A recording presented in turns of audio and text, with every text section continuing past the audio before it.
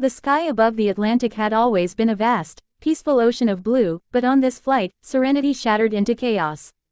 The passengers aboard Flight 762 from New York to London first heard the metallic roar before they saw it. Two sleek, black F-35 fighter jets sliding into position on either side of the plane, their afterburners leaving faint trails in the thin air.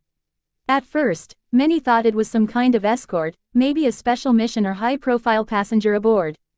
But the stern expressions of the pilots glimpsed through the tinted canopy told a darker tale. A murmur swept through the cabin, the kind of low hum that spread like wildfire when panic was brewing but hadn't yet been spoken aloud. The captain's voice cracked over the intercom, trembling despite years of experience. "Ladies and gentlemen, remain calm, we are being instructed to follow military guidance." The word, military, was enough to make people's hearts sink. A woman in the front clutched her rosary. A businessman furiously typed goodbye texts into his phone before the signal died. In the middle rows, an old man in a weathered suit sat very still, his eyes fixed on the F-35 outside the window. He had the poise of someone who had been here before, not in the sky, but in the presence of fear. He wasn't just any old man, he was a tomb guard, one of the elite silent sentinels sworn to the tomb of the unknown soldier. To him, fear was something he had sworn to never bow to. The situation escalated within minutes. A third F-35 appeared in front of the nose of the aircraft, boxing them in from all directions. The captain's voice returned, now laced with a reluctant dread, "We are being ordered to divert. Please stay seated." Questions erupted in the cabin. What was happening? Why was the military targeting a passenger jet? Who on board could possibly be a threat? A mother clutched her crying child as turbulence shook the fuselage. Two men argued in the aisle, one insisting it was a hijack cover-up, another swearing it had to do with a political defector. But through the chaos, the tomb guard did not move, his stillness commanding more presence than shouting ever could.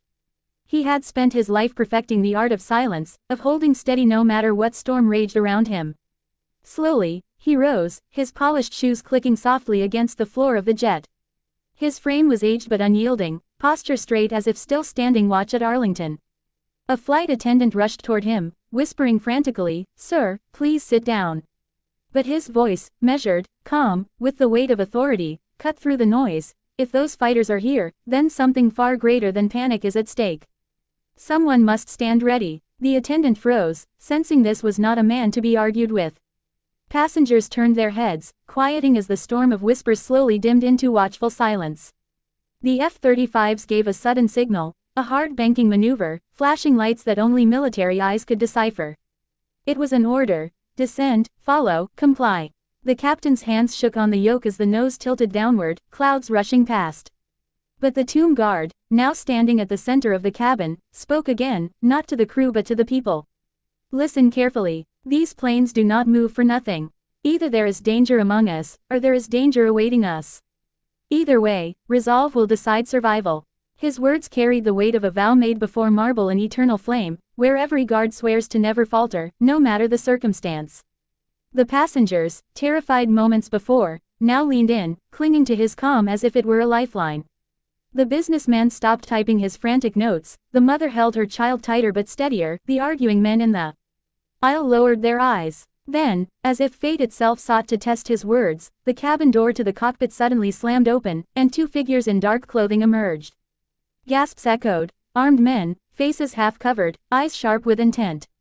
One carried a concealed pistol, the other a small black device with blinking lights. It was no coincidence the fighters had arrived. The threat was not outside, it was inside.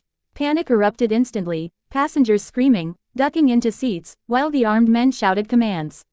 "Stay down, no one move." The blinking device was raised as if to remind everyone of the stakes. But the tomb guard did not flinch. His eyes, sharp with the memory of countless dawn vigils, locked onto the men. He stepped forward slowly, one deliberate motion at a time, as though the aisle of the plane were the sacred walkway before the unknown soldier. "You do not understand what you hold," he said in a low but commanding voice. The hijacker snarled, aiming the pistol at him. "Sit down, old man, or you're the first to," but his words faltered. There was something about this figure, this sentinel in civilian clothes, that froze him. It was not bravado, not foolish courage, it was a living oath standing before him. The second hijacker grew restless, shaking the device in the air.